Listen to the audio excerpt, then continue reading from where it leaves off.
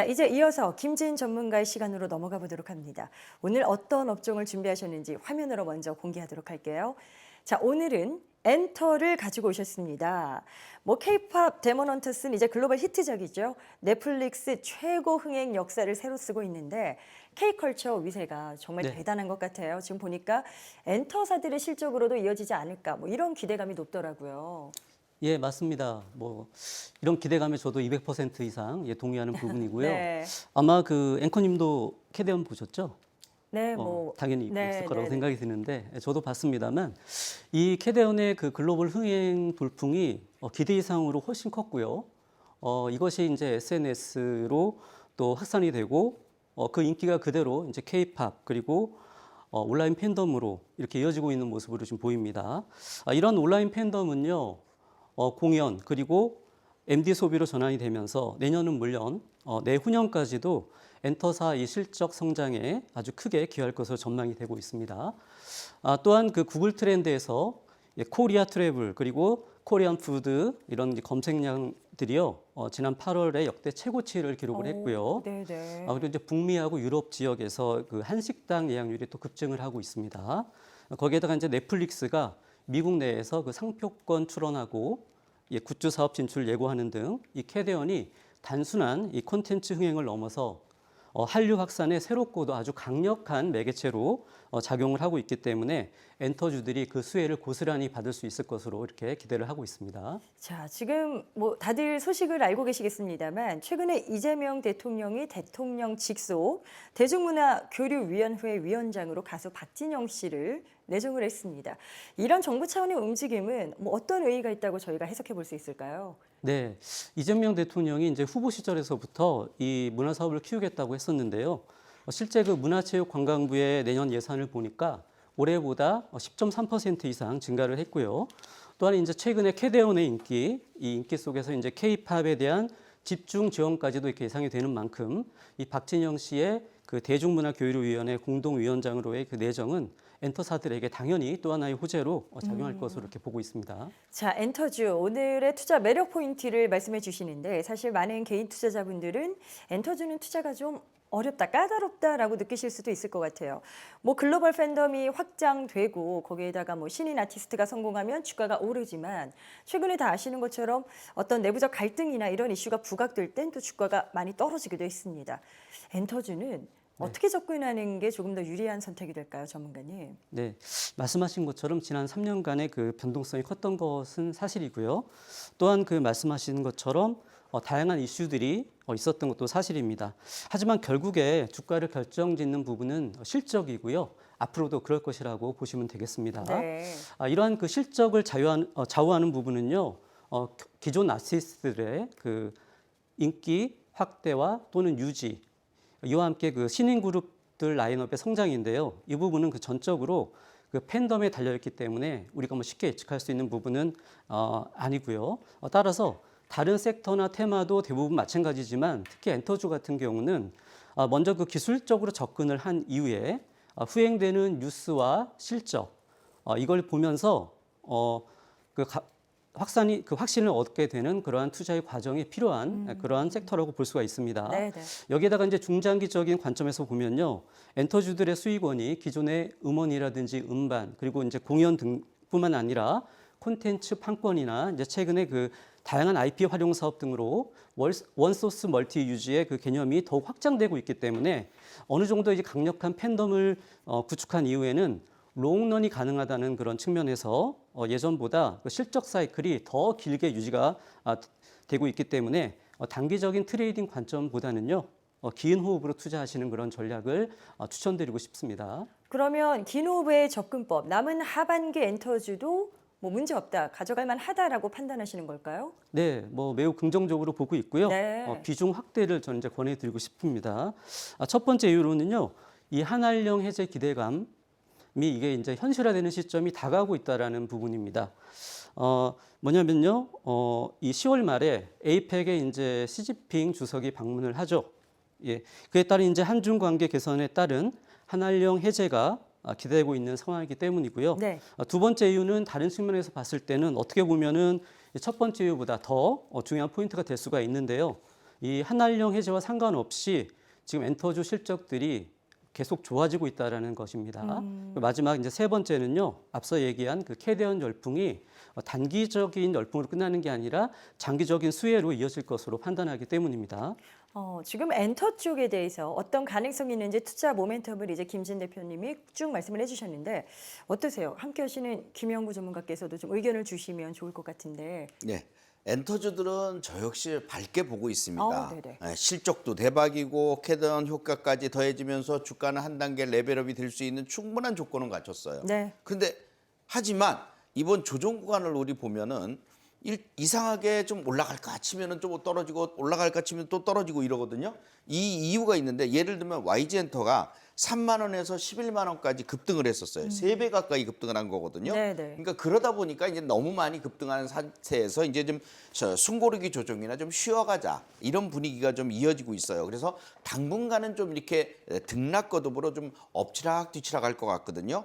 최근에 주가 움직임이 좀 늘어지는 듯하고 좀 눌림목 조정도 들어오는 것 같고 했는데 지난 금요일 날 9월 26일 날 약간의 YG엔터라든가 JYP엔터 이런 것들이 좀 반등을 주면서 불꽃을 조금 튀기기 시작했는데 이게 이제 진짜로 상승을 갈 거냐 아니면 여기서 좀 더 조정을 할 거냐는 것은 좀 더 보셔야 될 것 같아요. 그래서 아까 김진 대표님 얘기한 대로 좀 긴 안목으로 본다면 네. 좋은 그 그림으로 보고서 매수를 해야 되는 것이 맞는 것 같고 단기적인 롤링 전략을 쓰는 방법을 하시는 분들은 타점을 정확히 매수해야만 수익이 나오는 이런 개념으로 생각을 해주시면 될 것 같습니다. 네, 계속해서 김진 전문가의 엔터주 투자 의견이 궁금하시다면 카카오 채널 필살기 고수 외전을 검색해서 친구 추가해 주시길 바랍니다. 자, 이 업종 내에서 어떤 종목을 좀 눈여겨볼 필요가 있을까요? 첫 번째 탑픽부터 만나보시죠. 자, 먼저 엔터주 하이브부터 가보도록 하겠습니다. 최근에 한국 문화의 전성기지만 사실 이 하이브 주가는 그야말로 요동을 치고 있다라고 표현할 수 있을 것 같은데요. 아무래도 여러 가지 법정 소송도 걸려 있고 진행 중인 상황들 이런 부분들이 좀 부담인 것 같습니다. 그런데 증권가에서는 또 계속 매수 의견을 내더라고요. 역시 BTS 때문일까요? 네, 맞습니다. 한마디로 말씀드려서 BTS의 힘이고요. 네. 두 마디로 말씀드려도요. BTS 완전체 컴백. 이렇게 때문이라고 할 수 있을 정도로 BTS의 그 내년 본격적인 활동에 대한 기대감이 매우 커지고 있는 그런 상황입니다. 네. 물론 이제 방시혁 의장의 자본시장법 위반 혐의라든지 유진스와 민희진 전 대표의 그 관련된 풋옵션 이슈 소송 등이 있는데요. 이러한 문제들은 해당 이슈가 불거질 때마다 단기적으로 주가 변동성을 주겠지만 결국에는 주가의 방향을 결정짓는 부분은 실적이라는 점을 다시 한번 강조드리고 싶고요. 자, 이제 하이브의 매출 구조를 보면요. 이 콘서트하고 팬미팅에 차지하는 비중이요. 거의 30% 가깝습니다. 또한 이제 30%를 조금 넘는 부분이 음원하고 음반 매출 이 부분인데 거의 비슷하죠. 그렇기 때문에 내년 봄에 이 BTS의 그 컴백이 이루어질 경우에 정규 앨범의 그 판매 그리고 대규모 월드 투어를 통해서 본격적인 콘서트와 팬미팅이 바로 그 실적에 어느 정도 플러스가 될지는 제가 두말할 나위 없다고 이렇게 말씀드리고 싶습니다. 네. BTS도 있고 또 글로벌 걸그룹 캐치아이도 있습니다. 지금 이쪽 관련해서는 이 그룹과 관련해서는 어떤 측면들을 좀 기대해 볼 수 있는지 여기에 따른 성장성도 궁금한데요. 예, 캐치아이라는 그룹은요, 이제 하이브의 글로벌 걸그룹인데요. 그룹명처럼 이렇게 고양이의 눈과 같이 다채로운 매력을 가진 그 미국과 필리핀 그리고 스위스, 한국 이렇게 4개 국가 출신의 member들이요 각각의 그 독특한 매력과 재능을 뽐내면서 빌보드 차트 그 상위권에 오르는 성과를 지금 거뒀습니다. 또한 오는 그 11월부터 첫 번째 미주 투어를 시작해서요 내년에는 아레나급 투어로 성장할 것으로 기대되고 있기 때문에 그에 따른 실적 또 기여가 클 것으로 보고 있습니다. 최근에 하이브가 이제 인도 쪽에 진출 이슈가 또 있습니다. 인도 현지 법인 하이브 인디아를 설립해서 이제 새로운 도전에 나서는 그런 분위기인데요. 인도의 이제 문바이가 글로벌 컨텐츠 기업들이 또 공략하는 그런 또 주요 거점이 되기도 합니다.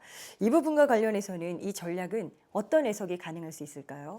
이 부분은 이제 방시혁 의장이 지금 표방하고 있는 멀티홈, 멀티 장르 이 전략의 연장선이라고 보시면 되는데요. 네. 앞서 그 일본 그리고 미국, 라틴 아메리카, 중국에 이어서 5번째 현지화입니다. 인도는 인구 14억 6천만 명으로 세계 최대의 시장으로서요. 스트리밍 사용자 수가 무려 1억 8,500만 명으로 미국에 이어서 세계 2위의 규모일 정도로 음악 산업의 그 성장 잠재력도 매우 큰 시장이고요. 현재 K-팝의 그 인기도 빠르게 확산 중에 있기 때문에 제2, 제3의 그 캐치아이 또는 제1의 그 인디아 K 아이돌 그룹의 탄생을 기대할 수도 있을 것 같고요. 네. 나아가서는 이 K-팝의 인기의 확산에 가속도를 붙일 수 있는 그런 것으로 기대가 되고 있습니다. 자, 증권가의 의견도 종합을 해보니까요. 하반기 본격 성장 궤도에 오를 것이라는 기대감을 내비치고 있습니다. 이와 함께 투자 의견도 매수로 유지하고 있는데 김진 전문가께서도 역시나 긍정적인 포인트들을 잡아주셨고요. 접근 전략은 어떻게 가져가는 게 좋다 보세요? 네, 증권가에서 좋게 보고 있습니다. 아무래도 이제 하이브의 견고한 펀더멘탈하고 그 중장기적 성장 잠재력에 대해서 높은 점수를 주고 있는 건데요. 저도 당연히 이제 동의를 하고요. 무엇보다도 이제 앞서 말씀드렸던 BTS의 완전체 컴백을 앞두고 내년 또 다른 레벨의 그 밸류에이션이 나타날 수도 있지 않을까 이렇게 기대를 하고 있습니다. 네. 접근 전략은 27만 원 이하 좋은 가격입니다. 26만 원대까지 분할 매수해 주시면 되겠고요. 목표가는 1차 35만 원, 2차는 40만 원 이상, 수익률로는 한 30에서 50% 정도를 보시고요. 손절가는 종가 기준으로 24만 원 잡아드리겠습니다. 네, 알겠습니다. 계속해서 김진 전문가의 다음 종목 엔터주의 두 번째 토픽으로 이어가도록 하겠습니다. 화면 보이시죠? 자, 엔터주 이번엔 YG 엔터테인먼트로 넘어가 보도록 하겠습니다. 증권가에서 하반기 이제 특히 3분기 쪽 실적 개선 기대감을 이야기하던데요. 실적 개선을 기대하는 그 이유, 근거치는 어디에서 찾을 수 있을까요? 아무래도 엔터 쪽은 우리 시청자분들도 잘 좀 아실 수 있는 부분이긴 합니다. 네. 먼저 그 YG 엔터테인먼트 그 하면은 앵커님은 어떤 그룹 혹시 떠오르세요? YG면 아무래도 블랙핑크? 그렇죠. 네. 예, 맞습니다. 대부분 아마 그러실 겁니다. 시청자분들께서도요. 이 블랙핑크는요, 이 하이브의 BTS처럼 YG 엔터를 대표하는 글로벌 걸그룹으로 지금 성장을 했습니다. 현재 이 블랙핑크의 글로벌 그 투어가 진행 중인 가운데 3분기부터 블랙핑크와 트레저 그리고 베이비몬스터의 신곡 발표가 나오고 있고요. 베이비몬스터의 월드 투어 등 주요 이벤트가 줄줄이 이어진다는 점이 첫 번째 그 3분기 실적 개선 전망의 주된 근거가 될 수 있겠습니다. 이와 함께 지난해부터 타겟 팬덤 설정이라든지 MD 기획 그리고 거래처 선정 등 과거에 그 YG 플러스라는 관계회사가 담당했던 부분을요, YG 엔터가 직접 주도하고 있는 부분이 바로 매출 성장에 기대감까지 더해주고 있다고 보시면 되겠습니다. 네, 최근에 컴백한 그룹 트레저가 있습니다. 새 앨범 성과가 기대 이상으로 좋았다면서요. 이런 부분들도 실적 추정치를 올리는 데 좀 보탬이 되는 것 같은데요. 예, 맞습니다. 사실 이 트레저라는 그룹은요, 데뷔 6년 차에 접어들면서 그 기대감이 그렇게 크지는 않았었어요. 그런데 이번에 그 발매된 트레저의 새 앨범이 초동 판매량이 무려 113만 장을 돌파하면서 기대 이상의 성과를 보였고요. 이에 따라서 YG 엔터에는 이 트레저의 컴백에 맞춰서 팝업 스토어를 운영하면서 이 관련 굿즈 매출까지도 끌어올리고 있는 그런 상황입니다. 네. 중요한 거는요, 이번에 트레저 앨범의 그 성과를 단기적인 이벤트로만 볼 것이 아니고요. 동사의 그 아티스트 포트폴리오의 다변화라는 그런 측면에서 매우 의미 있는 진전을 보여준 것으로 평가를 할 수 있겠고요. 이러한 그 트레저의 실적 기여도 확대가 YG 엔터의 그 중장기 실적 측면에서 기존의 양대 그룹이라고 할 수 있는 그 블랙핑크와 베이비몬스터와 함께 실적 측면의 안정성을 또 강화해 주면서 그 목표 주가 상향의 근거로 또 여기에 더 힘을 실어주는 그런 모습입니다. 아무래도 엔터주다 보니까 소속된 아티스트들의 이슈를 짚어볼 수밖에 없을 것 같습니다. 곧바로 그와 관련된 매출과 수익이 중요한 실적 근거가 되기 때문일 텐데요. 다음으로는 베이비몬스터도 좀 저희가 짚어보도록 하죠. 이 그룹과 관련된 매출도 어떻게 좀 호조를 보이고 있을까요? 예, 앞서 짧게 말씀드렸듯이 블랙핑크하고 양대 산맥이라고 볼 수도 있습니다. YG 엔터로서는요. 베이비몬스터는 이제 데뷔 2년 차밖에 안 된 그런 그룹인데요. 그럼에도 월간 조회수가 1억 3,500만 회나 되는 이게 무려 이게 어떤 수준이냐면 네. 조회수 1위에서 3위까지 해당되는 게 BTS 그리고 블랙핑크고요. 그다음에 이제 YG 엔터의 스트레이키즈라는 그룹이거든요. 여기에 이어서 4위에 올라 있고요. 또한 이제 데뷔 4년차 미만의 그룹 중에서는 유일하게 그 구독자 수가 최근에 그 1,000만 명을 돌파했을 정도로 높은 인기를 오. 누리고 있는 그런 그룹입니다. 네. 글로벌 아티스트 중에서는요, 유튜브 구독자 그 1위가 블랙핑크인데요. 무려 9,890만 명이나 됩니다. 오. 예. 그런데 이 블랙핑크의 낙수 효과를 받는 또 어떻게 보면은 그런 그룹이기도 하기 때문에 이 블랙핑크의 완전체 활동 재개에 따른 추가적인 기대도 지금 있는 상황입니다. 또한 실적 기여 측면에서는요, 블랙핑크가 지난 7월에 띄어라는 신곡으로 완전체 활동을 하기 이전인 이 상반기에 그 YG 엔터의 매출의 대부분을 이 베이비 몬스터의 신규 음원과 월드 투어 그리고 팝업 콘서트 등이 기여를 했습니다. 그리고 이제 하반기에 신보 발매와 함께 투어 확대를 통해서 YG 엔터의 실적 성장세에 추가적으로 기여할 것으로 이렇게 보고 있습니다. 자, 이제는 구체적인 전략을 세워보도록 하겠습니다. 다만 이제 궁금한 거는요. 여러 가지 성장 모멘텀, 주가가 상승할 기대치는 알겠는데 다른 엔터사에 비해서 덜 오른 게 절대 아니에요. 네. 이미 좀 많이 올라와서 지금 접근이 괜찮을까라는 생각도 들거든요. 예, 좀 많이 올랐습니다. 여러 네. 가지 기대감들이 많은데요. 특히 이제 블랙핑크의 이제 월드 투어하고 이제 트레저 새 앨범 그리고 이제 4분기에는 이제 블랙핑크와 이 베이비 몬스터의 또 새 앨범이 나오고 또 베이비 몬스터의 팬 콘서트 그리고 내년 1분기에는 또 월드 투어까지 차례대로 예정이 되어 있기 때문에 이러한 기대감 때문에 주가가 지금 가파르게 올라왔습니다. 그런데요, 이제 올해 주가가 지금 다른 엔터사에 비해서 많이 오른 건 사실이지만 현재 그 역사적인 신고가를 2번 도전한 끝에 벌써 돌파를 했습니다. 그렇기 때문에 이후에 지금 한 달 이상 잘 조정을 받는 모습을 보이고 있거든요. 그렇기 때문에 다시 신고가를 저는 쓸 수 있을 것으로 이렇게 판단하고 전략을 드리겠습니다. 접근 전략은 10만 원 전후부터 해서 9만 원 전후까지 분할 매수해 주시면 되겠고요. 목표가는 1차 30% 이상의 그 수익률을 목표로 13만 원을 제시해 드리겠고요. 만약에 한한령 해제 모멘텀까지 더해진다면 그보다 훨씬 높은 신고가 또 저는 새롭게 써나가지 않을까 이렇게 생각이 됩니다.